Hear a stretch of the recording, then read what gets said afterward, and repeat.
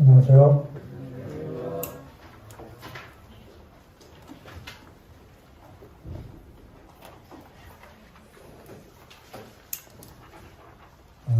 남은 광고 중에 빠진 광고 한 가지 읽어드리겠습니다. 그 주보를 다들 보시는 대로 7월 12일부터 2주간 남아공 단기 선교 금년에는 갑니다.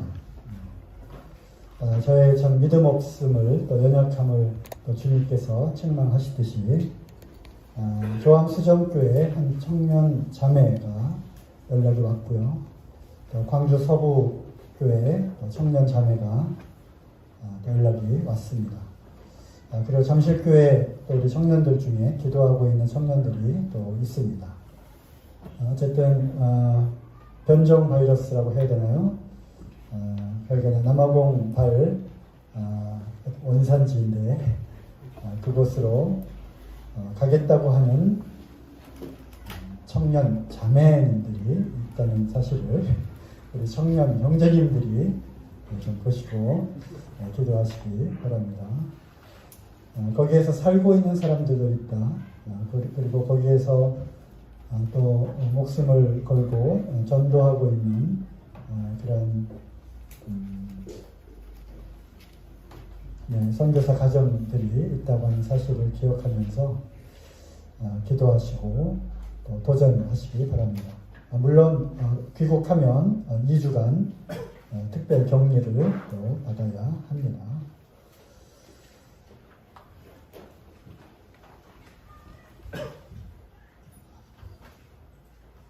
자, 오늘 말씀은 여기부터 시작을 해보도록 하겠습니다. 요한일서 5장 19절 말씀인데요.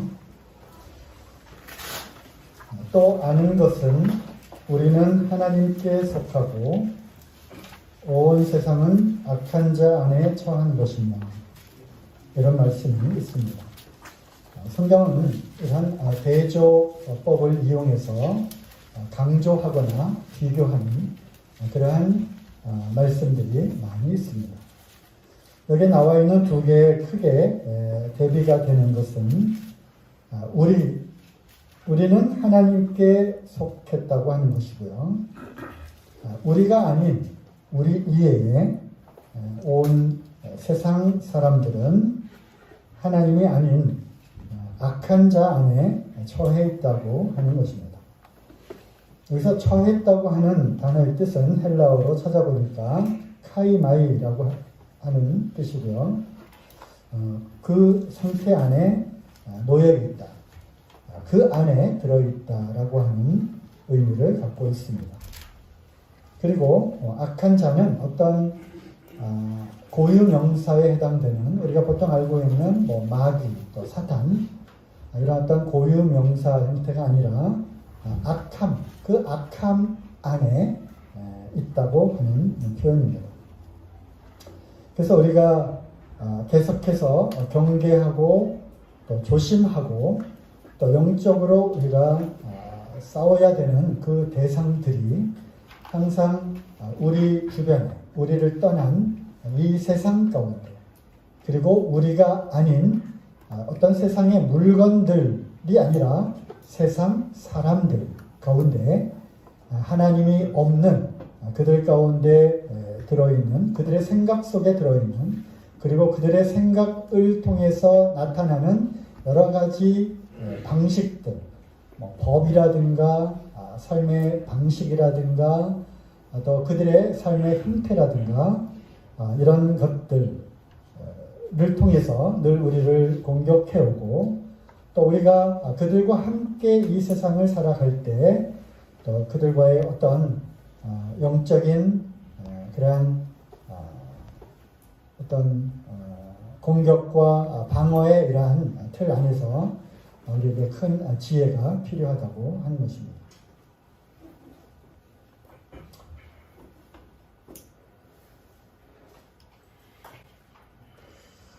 또 하나님을 대적하는 자들이 있음을 우리는 늘 경계해야 할 것입니다. 그 대적하는 그런 사람들 가운데는 시편 2편 2절에 나와 있는 대로 세상의 군왕들이 나서며 관원들이 서로 꾀하여 여호와와 그 기름 받은 자를 대적하며, 이런 말씀이 있고요. 이것은 다시 사도행전에서 인용이 됩니다. 즉 옛날부터도 또 지금까지 하나님과 그리스도를 대적한, 그리고 그 기름 부음을 받은, 성령의 인침을 받은 그리스도인들을 대적한 그런 사람들이 있다고 하는 것이고요. 그들 가운데는 분명히 여기에 나와 있는 말씀처럼 세상의 군왕들, 즉 옛날 같으면 왕들이죠. 요즘 같으면 대통령들입니다. 또한 그뿐만 아니라 그 주변에 정권을 잡고 있는 어떤 관료들이죠.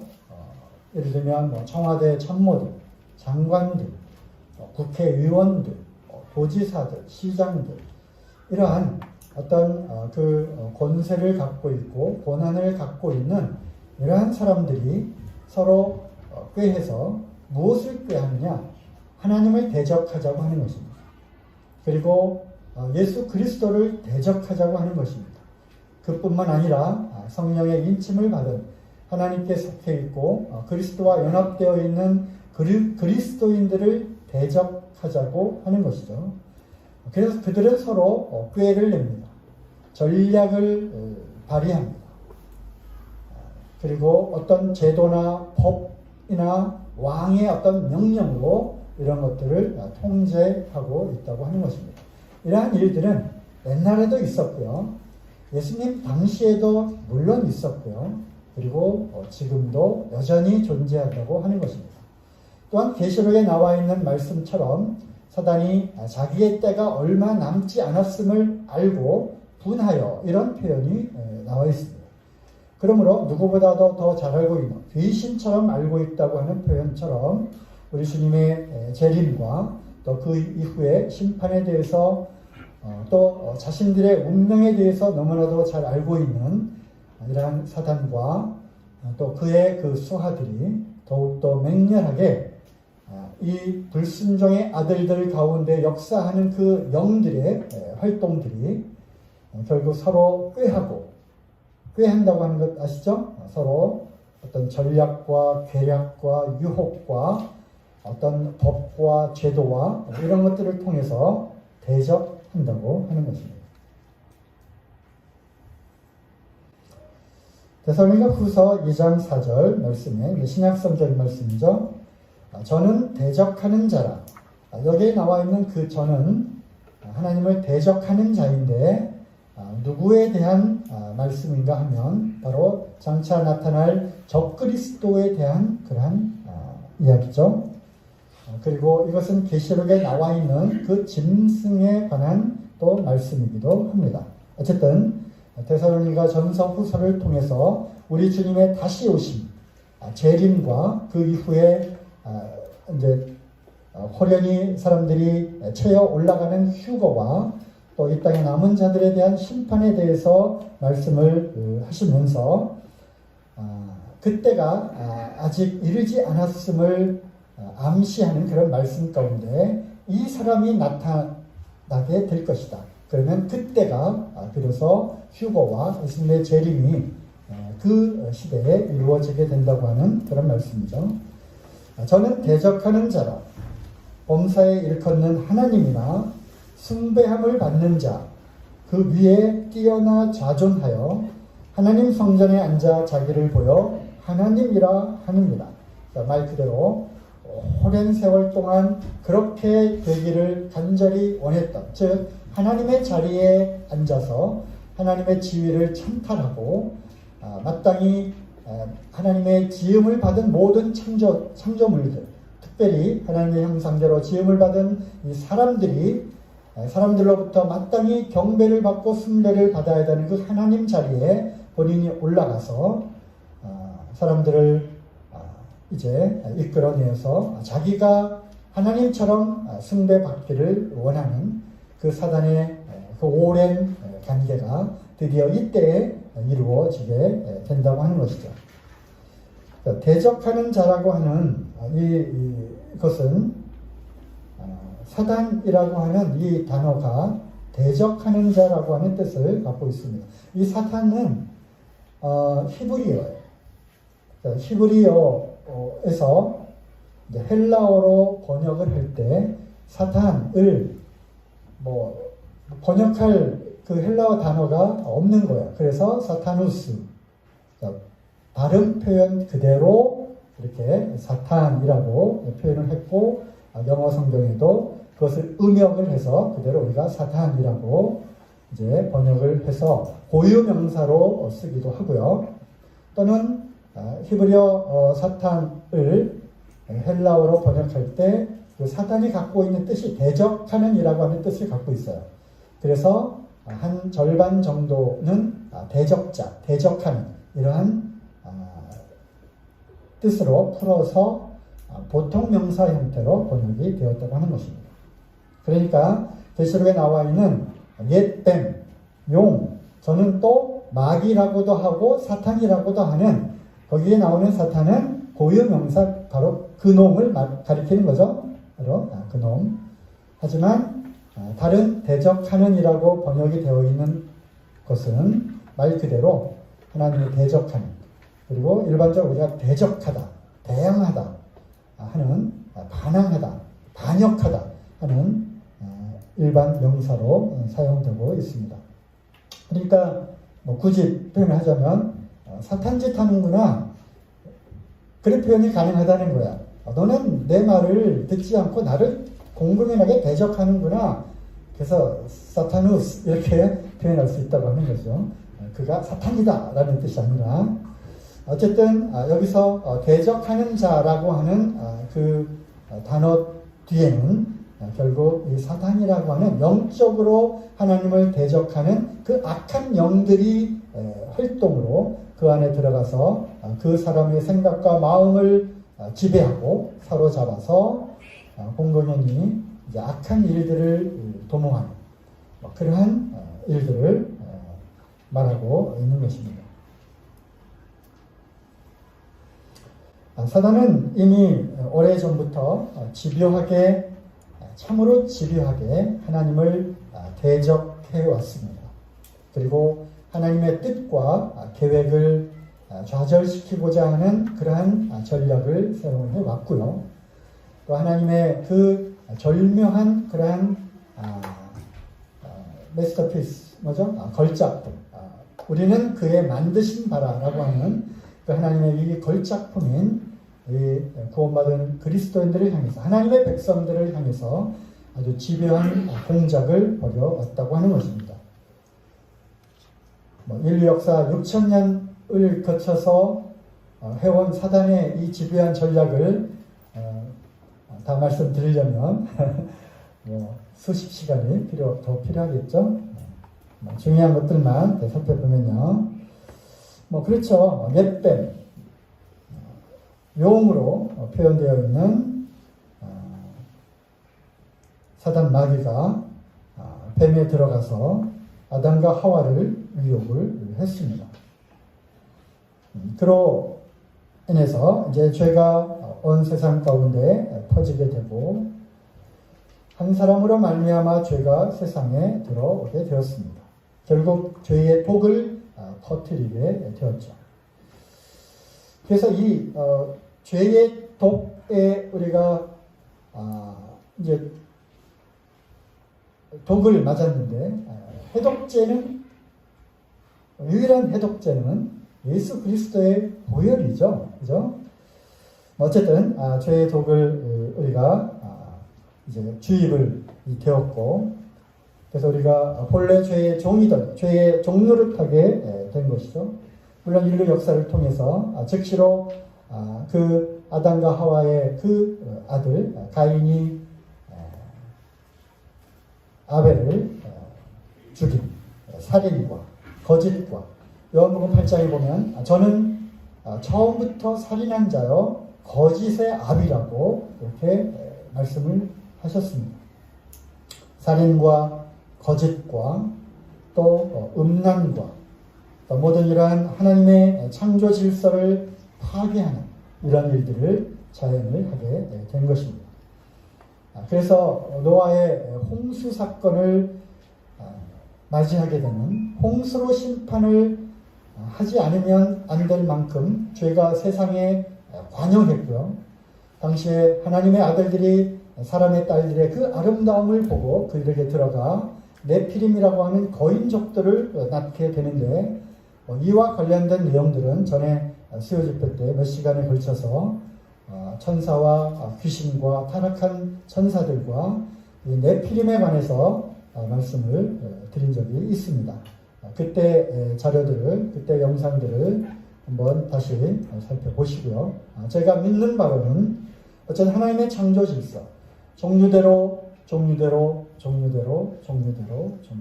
모든 그 종과 종은 엄연히 구분되어서 하나님은 그 종들 가운데에서 생육하고 번성하기를 원하셨던 것인데 이 악한 자들은 이 하나님의 창조 질서까지도 파괴한 종과 종을 섞어버리는 오늘날로 하면 이종 교배를 이야기하는 것이죠.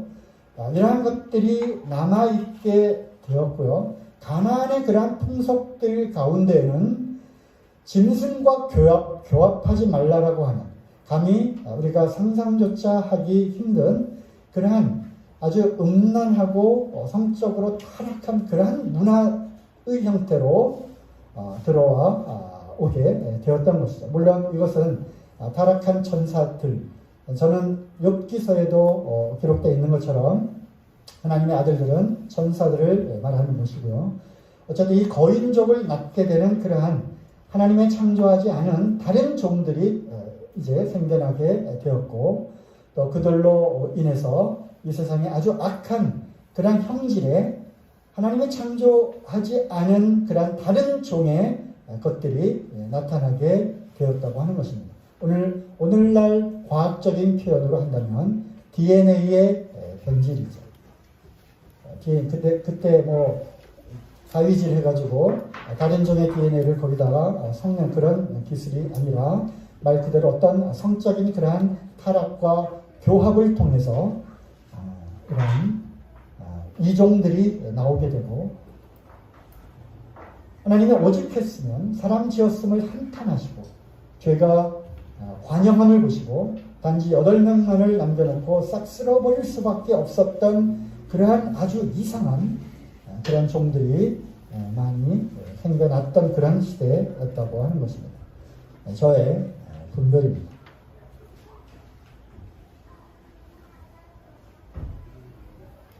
홍수 이후에는 그러면 사람들이 다 하나님만을 경외하며 착하게 선하게 살았을까? 그렇지 않습니다. 우리가 지난 시간에도 선생님을 통해서 니무롯에 대해서 배운 것처럼 이제 그 홍수 심판 이후에 우리가 다시는 하나님의 이 심판으로부터 우리가 이제 흩어짐을 면하자. 그래서 높은 그러한 높은 탑을 쌓기 시작을 했고요. 오늘날 남아있는 여러 가지 뾰족한 그런 탑과 오벨리스크와 이러한 것들의 뿌리가 된 것이죠.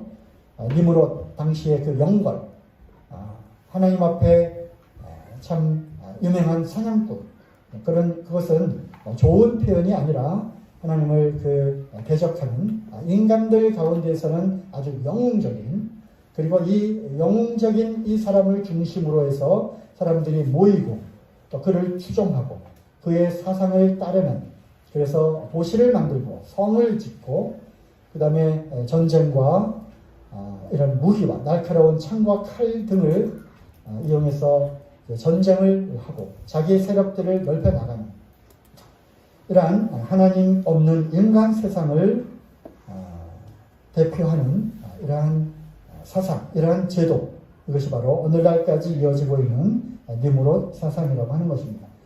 니무롯이 죽고 그의 아들이 환생했다고 하는 담무스와 또 그의 아내 세미라미스, 이 삼신, 이 사상은 오늘날까지도 많은 그런 종교계에 들어와서 오늘날도 우리 삼신 사상이 있고요.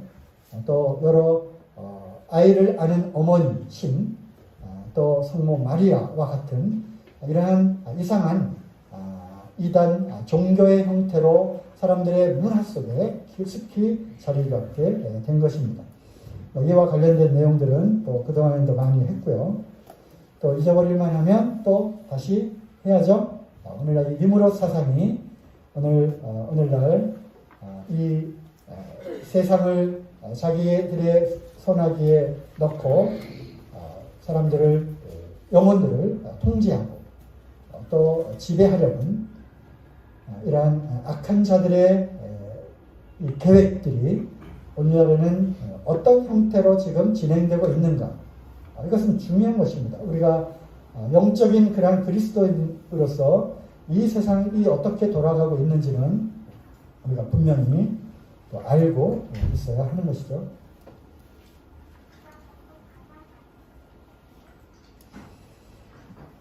네, 그리고 하나님이 흩으셨고 또 한 사람을 하나님께서 택하셨습니다. 아브라함을 택하시고 이삭과 야곱을 통해서 하나님 여호와 하나님을 이제 계시하시고 그리고 한 민족을 이루게 하셨습니다. 그리고 하나님의 백성이 되게 하시는 바로 이 선택받은 민족 이스라엘을 이제 집요하게 공격을 하게 되었습니다. 여자의 후손으로 오는 것을 막을 뿐만 아니라 그들의 그 계보를 따라서 아브라함의 이 계보를 따라서 또 다윗을 통해서 그 계보를 통해서 오게 될 이스라엘을 실질적으로 공격을 했고요. 또 신앙적으로 타락을 시켰고 무엇보다도 불순종을 하게 만들고 우상을 섬기게 하는 이러한 다양한 방법으로 이스라엘을 공격을 해 왔습니다. 그뿐이 아니죠. 이제 드디어 예수님이 이 땅에 오셨을 때 이제 헤롯을 통해서 또 2살 이하의 아이들을 죽이게 하는 그러한 일들로부터 계속해서 40일 동안 굶주린 주님을 또 공격을 했고요. 시험을 했고요. 그리고 죽기 위해 십자가를 지시기 위해 오신 그 주님.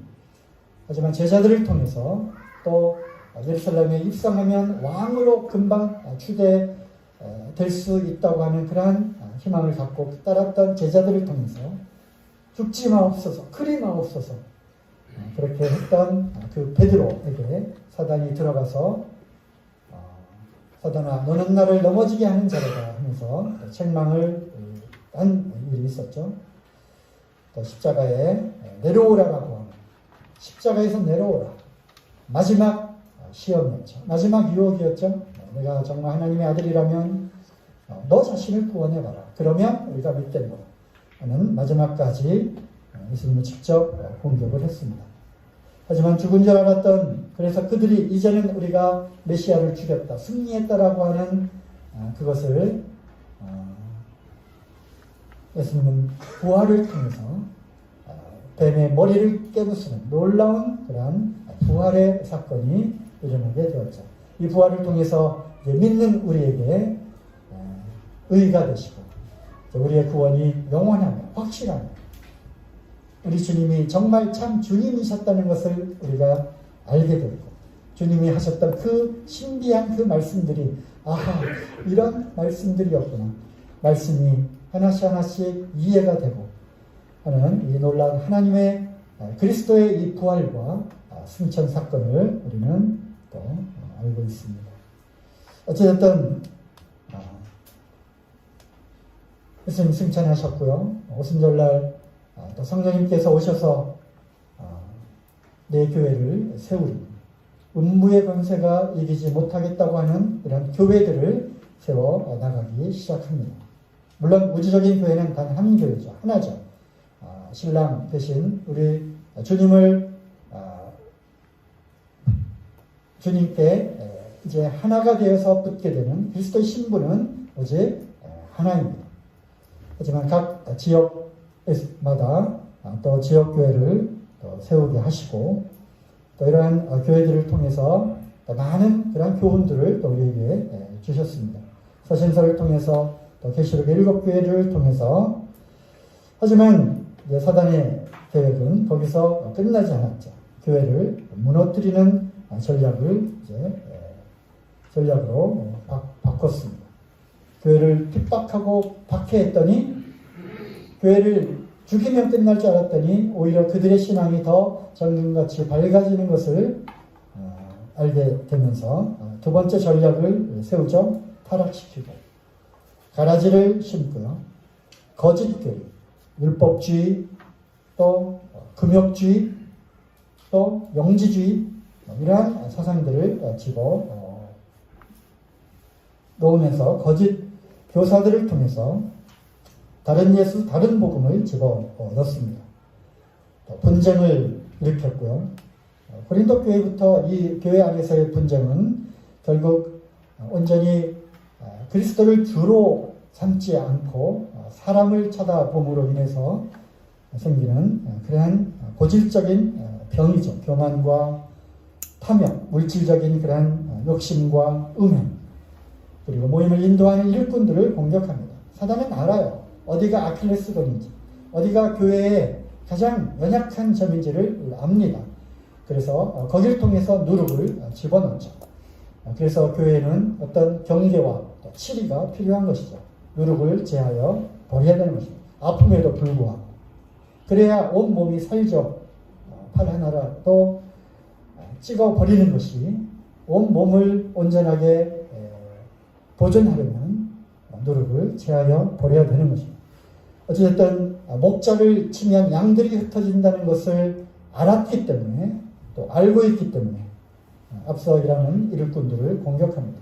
일꾼들이 자주 넘어졌던 이 세 가지가 있죠. 마지막 세 개입니다. 교만과 물질적인 욕심과 그다음에 성적인 어떤 탐욕입니다. 성적인 타락입니다. 이 세 가지를 늘 앞서 일하는 인도자들, 교사들 늘 주의를 해야 하는 것이죠. 어쨌든 교회를 무너뜨리려는 전략을 지금도 아까도 말씀드렸죠. 이 군왕들과 모든 관원들이 꾀하는 그 가운데 하나님과 하나님을 믿는, 결국 하나님 믿는 사람들이 어디예요? 교회라고 하는 것이죠. 어떻게 하면 이 교회를 넘어뜨릴까? 협박, 회유, 그것이 통하지 않는다면 이제 어떤 법과 어떤 행정적인 그러한 절차들을 통해서 그들을 통제하는 이런 방법을 또 사용하고 일단 하는 것이죠.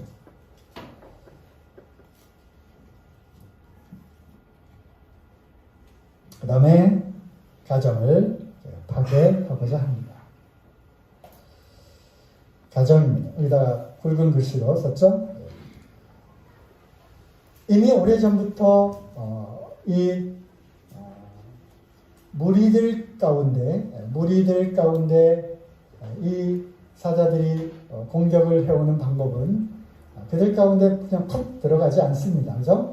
잘게 나누고 혼란시키고 해서 떨어져 나오는 그 하나하나들을 공격을 하는 거죠. 마찬가지로 교회의 원리도 이 양무리 가운데 이렇게 속해 있을 때 가장 안전하고 떨어져 있으면 사단의 공격 대상이 되는 것이죠. 또 교회의 원리가 우리가 각 몸에 붙어 있는 지체들이죠. 지체들. 그래서 교회의 최소 단위는 바로 지체들이고, 그 다음에 이 지체들이 결합해서 하나의 가정을 이루고, 이 가정들이 모여서 교회를 이루어 나가는 것입니다. 그러므로 이 가정은 교회의 가장 근본이자 핵심적인 엘레멘트, 핵심적인 바로 요소인 것이죠. 그래서 가정을 이제 파괴하는 전략들을 써왔는데, 오늘날에는 더 맹렬한 그러한 속도로 가정을 이제 파괴하기 시작을 했습니다. 부모의 권위에 불순종하죠. 부모님 말씀 잘 들으십니까? 네, 한 분도 안 계시네요. 네, 저도 대답 못했습니다. 질서를 되짚습니다. 가정에서의 질서는 무엇입니까? 부모와 자녀들의 그런 관계가 있죠. 권위에 순종해야 됩니다. 그리고 하나님의 말씀과 교양과 훈계로 가르쳐야 됩니다. 이러한 책임과 의무의 관계가 부모와 자녀의 그 관계 속에 있는 것이죠. 또 가정의 가장 최소 단위는 부부입니다. 그렇죠? 남자가 부모를 떠나 여자와 합하여 한 몸을 이룰지니 이 비밀이 크도다라고 하는 성경의 세 군데에 표현되어 있는 창세기와 복음서와 에베소서에 기록되어 있는, 그러면서 이 비밀은 그리스도와 교회에 대해서 말하는 것이다. 이 비밀을 사도 바울을 통해서 이제 공개를 한 거죠. 그렇기 때문에 아담과 하와가 창조 때 결합해서 한 가정을 이루는 이것은 그리스도와 교회의 결합, 교회의 연합을 통해서 새로운 하나의 어떤 완전한 인격이 형성이 되는, 완성이 되는, 하나님의 모든 것이 완성이 되는 것이 바로 결혼입니다. 결혼 제도입니다. 남편은 아내를 그리스도가 교회를 위하여 자기 몸을 드린 것처럼 죽기까지 사랑을 해야 되는 것이고요. 아내는 남편을 어떻게 하라고요? 아내는 남편을 어떻게 하라고요? 네, 잘 모르시면 제가 알려드리겠습니다. 복종하라고, 순복하라고, 순종하라고 이렇게 되어 있습니다. 이 관계를, 질서를 뒤집기 시작을 했습니다. 또 성적으로 타락시키죠. 그래서 요즘 내로남불만 유행하는 단어잖아요. 내가 하면 로맨스, 남이 하면 불륜. 그래서 이 세상에 이 음란한 그런 성적 타락한 이 문화가 가정에 들어와서 결국 남들도 다 이 정도 하는데 라고 하는 이러한 거룩한 그 가정을 파괴하는 그러한 일을 도모를 하게 됩니다. 또 세상의 법과 교육을 통해 강제하고 가치관을 무너뜨립니다. 전에 계속 기도 요청을 드렸고, 또 포괄적 차별금지법에 갖고 있는 영적인 눈으로 우리가 바라보아야 하는 포괄적 차별금지법에 대해서도 분명히 말씀을 드렸습니다. 그렇죠?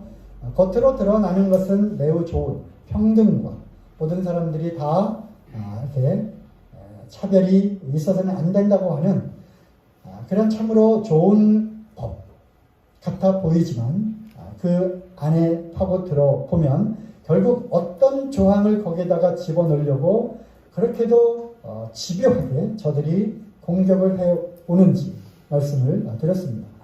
다른 이와 유사한 다른 어떤 직장에서나 또 남녀간의 관계나 어떤 노동자들이나 이러한 그러한 별도의 차별해서는 안 된다라고 하는 형태의 다른 법들이 있음에도 불구하고 소위 외국에서는 평등법, 포괄적 차별금지법 안에 들어있는 동성애라고 하는 동성애를 결국 합법화시키고자 하는 저들의 그 계획이 들어있는 것이고요. 전에 말씀드리기를 이런 것들은 모든 사회주의 혁명의 최종 완성은 성혁명입니다. 마르크스가 그렇게 외치고 참 사상가로서 이런 사상을 퍼뜨리고 했지만 죽을 때 왜 그들의 이 공산주의 사상, 이 모든 사람들이 똑같이 다 분배하고 평등하게 살고자 하는 유토피아 같은 이것이 왜 이루어지지 않을까 한탄하면서 원인이 무엇일까 하면서 유언처럼 쓰고 간 것을 엥겔스가 이제 그것을 책을 써냈잖아요. 이유는 두 가지였어요. 두 가지예요. 결국 교회와 가정이었던 거예요. 사유재산, 이것이 문제였던 거죠. 가정에서 자녀들, 그러니까 자기 자녀들을 위해서 자녀들은 조금이라도 더 먹이고 좋은 걸 해주고 싶잖아요. 남의 자녀를 위해서 내가 그렇게 열심히 일할 이유가 인간 이 내면 속에 없는 거잖아요. 그래서 그것에 뿌리를 파고 들다 보니까 결국 가정이었던 거예요. 가정을 해치하면 사유재산의 이 개념도 이제 다 없어지겠구나. 하고서 이혼, 자유, 또 일부 다처제 이런 것들을 도입하면서 성적인 어떤 타락, 혼전 결혼, 오케이. 다들 심각하게 들으시는데 어쨌든 오늘 이런 말씀을 드리고자 하는 것은 아니고요. 포괄적 차별금지법 안에 들어있는 이 동성애라고 하는 이러한 독소 조항으로 인해서 그동안 그토록 교회가 반대를 하고 해왔지만 모르겠습니다. 또 어떻게 진행이 될지. 또 그들은 이것을 우회합니다. 우회 전략을 사용합니다. 학교 인권 헌정, 인권 조례를 통해서 거기에는 이미 다 이러한 차별을 금한다라고 하는 표현들이 다 들어있어요. 어떤 종교로 인해서, 어떤 인종으로 인해서, 남녀로 인해서, 또는 성적 지향을 통해서 차별하는 것을 금지하는 이런 것들이 다 들어 있습니다. 요즘에는 낙태법 개정을 했죠. 뱃속에서 아이가 꿈틀거리고 심장 박동을 하고 오장육부가 선명히 보이는 그 정도 임에도 불구하고 거기까지도 죽여도 좋다라고 하는 그러한 것을 극단주의 그 페미니스트들을 통해서 또 들어와 있는 그 카페맘 아니죠? 맘카페라고 하는 맘카파에 들어와서 활동하고 있는 저들의 그 집요한 전략들을 통해서 활동을 하고 있는 거예요. 오늘날 건강가족기본법 들어보셨어요? 관심이 별로 없으시죠? 이것을 보고 여기에 투쟁하고 이것이 어떤 위험한 요소들이 들어있는지를 아는 사람들을 계속 반대 서명하고 투쟁을 하고 있는 거예요. 이러면 좋잖아요. 건강가족기본법. 그죠? 그 안에는 이제 근본적인 것부터 무너뜨리는 전략이 들어있는 거예요. 가족의 개념을 바꾸는 거예요. 성경은, 하나님은 어떻게 말씀하십니까? 가족은 어디서부터 시작되는 거예요? 남과 여가 결혼함으로써, 결혼 제도를 통해서만 가족이 시작되는 거잖아요. 여기에서 이 진화론과 포스트 모더니즘, 이 교육에 길들여져 온 이 세대들은 그게 뭐가 어때라고 하는 생각을 하게 되는 거예요. 그래서 가족의 개념을 오랫동안 같이 동거한 사람, 가족이다. 그 말 뒤에는 뭐가 들어있는지 아세요? 오랫동안 같이 동거해온 동거인. 그래서 남자 둘이 오랫동안 동거해 왔어도 이제 가족이라는 거죠. 그렇게 해서 동성 결혼이 아직 합법화되지 않은 여기에 그런 식으로 이제 가족의 개념을 통해 가지고 바꾸기 시작하는 거죠. 비혼모라고 들어보셨어요? 사유리 아세요? 그쯤 되면 이제 사유리. 제가 TV를 안 본 지 한 2년 정도 돼가지고 잘 모르는데 애기들 나와서 뭐 이렇게 하는 프로그램이 있죠?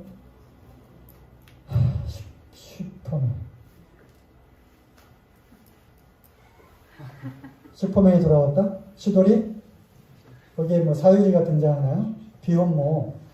정자은행을 통해서 우리나라에서는 아직 불법이니까 일본에 가서 정자를 받아가지고 아이를 낳아서 들어와가지고 아이를 키우는 육아를 아주 재미있고 잘 저거 하니까 TV에 출연시켜가지고 비혼모, 뭐 건강한 가족으로 보여지는 거죠.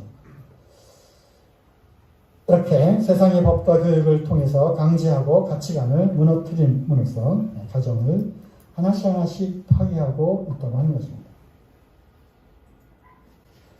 사사기를 통해서 우리에게 주신 교훈들 다들 알고 계시죠? 사사기의 이거 퀴즈인데. 사사기의 맨 마지막 장, 마지막 구절이 뭔지 아세요? 퀴즈로 딱 내드려야 선물이 나가는데.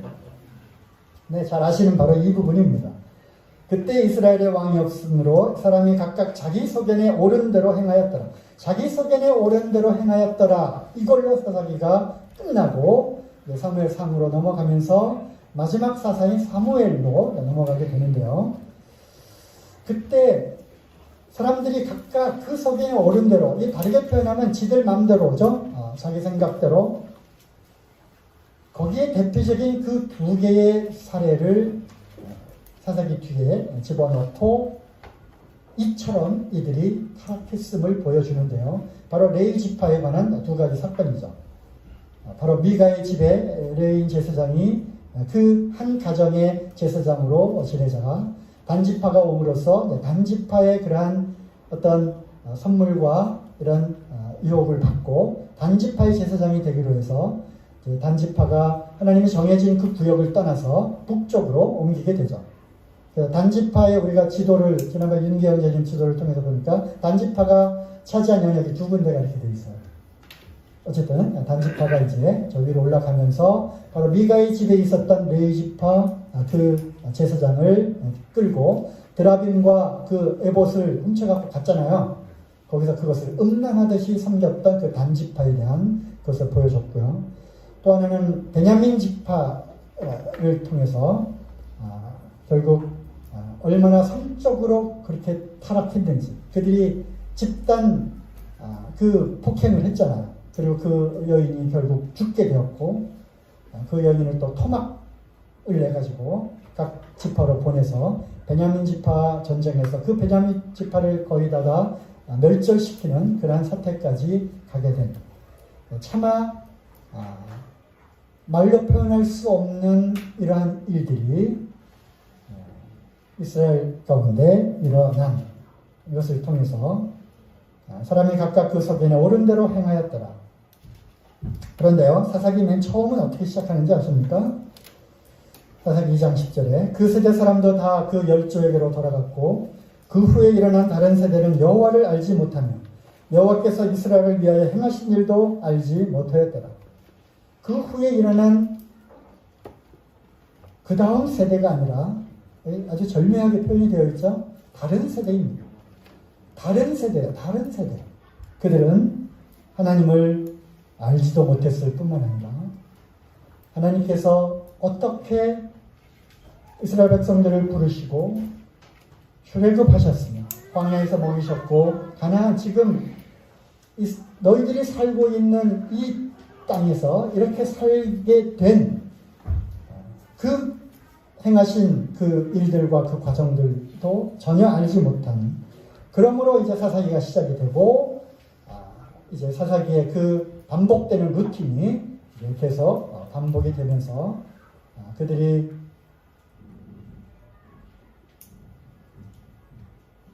이제 부르짖고 하나님의 사사를 보내시고 평화를 누리다가 다시 하나님을 떠나고 우상을 섬기고 하나님의 또 징계를 내리고 부르짖고 하는 이러한 사이클이 계속 반복되는 것을 우리가 보게 됩니다.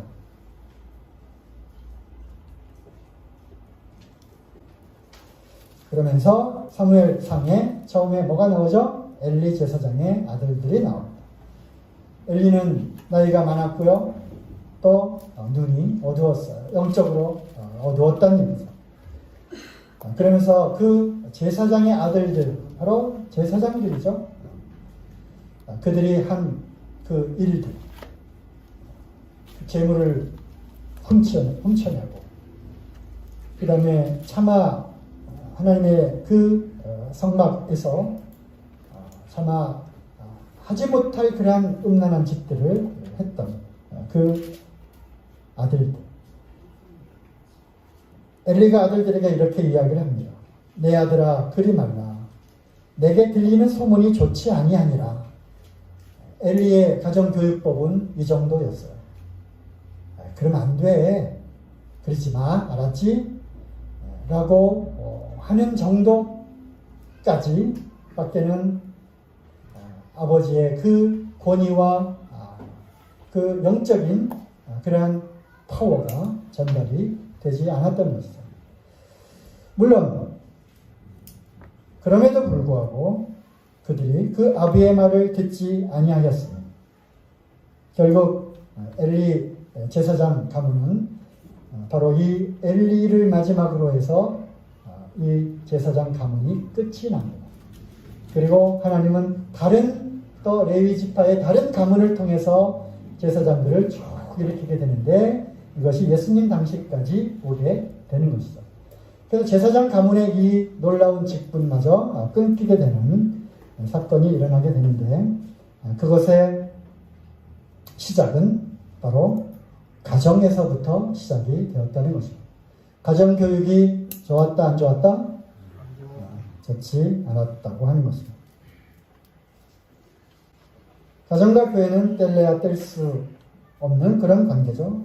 교회는 하나님의 집이고, 그래서 가정에서 느낄 수 있는 이 따스함, 가정에서 느낄 수 있는 편안함, 우리가 비록 주일날 모일 때 이렇게 깨끗하고 단정한 그런 옷을 입고 있지만 집에서는 그렇지 않잖아요. 그죠?